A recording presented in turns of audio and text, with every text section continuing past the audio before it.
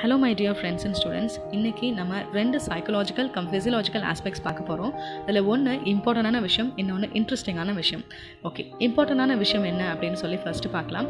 இப்போ நம்ம இந்த லாக்டவுன் டைமில் வீட்டுக்குள்ளே இருக்கிறதுனால நம்மளோட ப்ரீதிங் ஸ்டைல் எப்படி இருக்குன்னு கண்டிப்பாக நீங்கள் செக் பண்ணணும். ஏன்னா ப்ரீதிங் நிறைய பேர் பார்த்தீங்கன்னா செஸ்ட் வரைக்கும் தான் ப்ரீத் பண்ணுவாங்க, ஸ்டமக் வரைக்கும் ப்ரீதிங் கரெக்டாக பண்ண மாட்டாங்க. ஸோ இப்போ நம்ம அப்போ அந்த மாதிரி பண்ணால் என்ன ஆகும் அப்படின்னா நமக்கு ஆக்சிஜன் லெவல் பாடியில் ஆட்டோமேட்டிக்காக கம்மியாயிடும். ஆக்சிஜன் லெவல் கம்மியாகும் போது ஆட்டோமேட்டிக்காக this will affect your brain function. So brain ஃபங்க்ஷனுக்கு ஆக்சிஜன் வந்து ரொம்ப முக்கியம். ஸோ இந்த ஆக்சிஜன் லெவல் வந்து நம்ம மெயின்டைன் பண்ணியே ஆகணும். ஏன்னா 20% of the oxygen in your body brain consumes. So அதனால் நம்ம மொபைல் பார்க்கும்போது இந்த மாதிரியான போஸ்டரில் நம்ம அதிக நேரம் மொபைல் பார்த்துட்டு இருந்தோம் அப்படின்னா 30% of the lung capacity will deprive. So அதனால் இதை நம்ம அவாய்ட் பண்ணலாம். அடுத்தது நமக்கு பிளட் வெசல்ஸ் தான் வந்து ஆக்சிஜன் கேரி பண்ணுதுன்னு சொன்னேன்.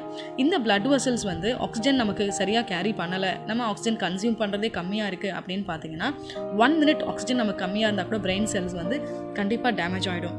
அதே மாதிரி 3 minutes அண்ட் அபவ் ஆக்சிஜன் வந்து நமக்கு டிப்ரைவ் ஆச்சு அப்படின்னா நியூரான்ஸே சஃபர் ஆகிடும். அது ரொம்ப இம்பார்ட்டண்டான விஷயம் பிரெயினுக்கு. அதே மாதிரி 30 to 180 seconds நமக்கு ஆக்சிஜன் டிப்ரைவேஷன் இருந்தது அப்படின்னா டோட்டலாக வி லூஸ் ஆர் கான்ஷியஸ்னஸே நமக்கு கண்டிப்பாக இருக்காது. 10 to 15 minutesக்கு மேலே ஆச்சுன்னா ப்ராபப்ளி நம்ம வந்து இருக்க முடியாது, வில் டை.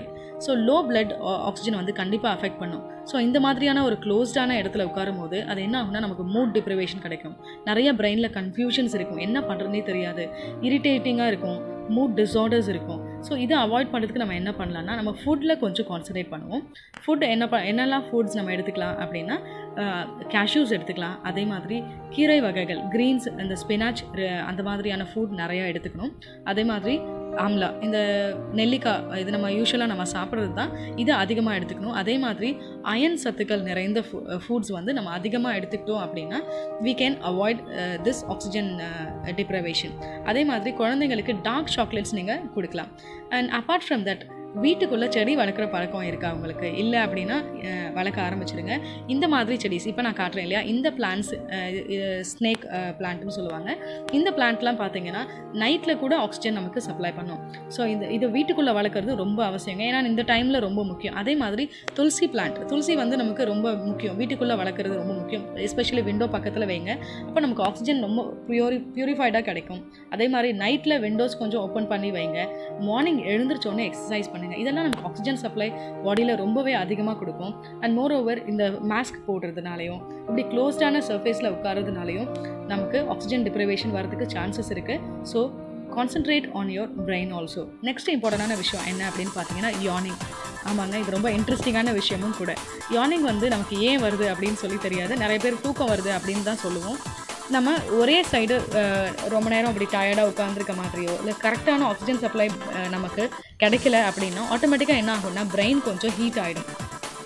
அதனால தான் நம்ம யான் பண்ணி பிரெயினை வந்து கூல் பண்ணிக்கிறோம். இது இன்னொரு முக்கியமான விஷயம். இதில் ஃபன் என்ன அப்படின்னா this is a contagious disease. அது எப்படின்னா கொரோனாவோட ஃபாஸ்ட்டாக கண்டேஜியஸ் ஆகிற ஒரு டிசீஸ், மற்றவங்களுக்கு ஈஸியாக ஸ்ப்ரெட் ஆகிடும். இது ஒரு ப்ளஷர் சைக்காலஜியும் இருக்குங்க. அதாவது மற்றவங்க பண்ணும்போது அவங்களுக்கு பயங்கரமாக ரிலாக்ஸ் ஆகிற மாதிரி ஒரு ஃபீல் கிடைக்கும். So we will also coffee, ஏன்னா அது வந்து ஒரு பிரெயினை கூல் பண்ணக்கூடிய ஒரு விஷயம் இல்லையா. அதனால் இதில் மிரர் நியூரான்ஸ்னு ஒரு விஷயம் இருக்குது. ஸோ மற்றவங்க பண்ணுறதை பார்த்து நமக்கும் அதே ப்ளஷர் கிடைக்கணும் அப்படின்றதுக்காக நம்மளும் யான் பண்ணுவோம். இது வந்து ஒரு ப்ளஷர் சைக்காலஜி அப்படின்னு சொல்லலாம் சைக்காலஜிக்கில். ஸோ அடிக்கடி யான் பண்ணுறீங்க அப்படின்னா கோ ஃபார் அ வாக், இல்லை விண்டோ ஓப்பன் பண்ணி நில்லுங்க. ஏன்னா ஆக்சிஜன் டிப்ரைவேஷனால தான் அப்படி இருக்கும். ஸோ நான் சொன்ன மாதிரி பிளான்ஸ் கொஞ்சம் வீட்டுக்குள்ளே வைங்க. அதே மாதிரி விண்டோஸ் பக்கத்தில் நீங்கள் பிளான்ஸ் வைக்கும் போது கண்டிப்பாக உங்களோட ஏர் வந்து ரெஃப்ரெஷ் ஆகி கிடைக்கும். ஸோ இந்த டைம் நம்ம வீடே கொஞ்சம் அழகுபடுத்தி பார்க்குற மாதிரி நமக்கே தெரியும். So stay safe at home and stay happy.